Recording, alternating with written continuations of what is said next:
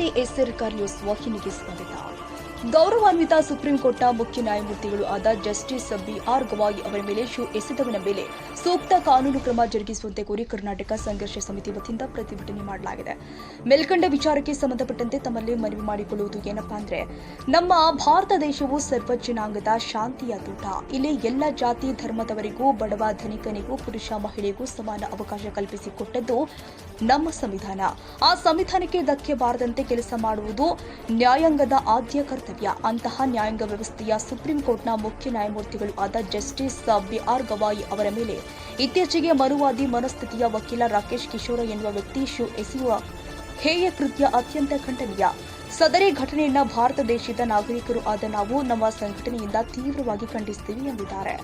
ಸೋಮಶೇಖರ ನಾಯಕ, ಎಸ್ಆರ್ಕಾರ್ ನ್ಯೂಸ್, ಬೆಳಗಾವಿ.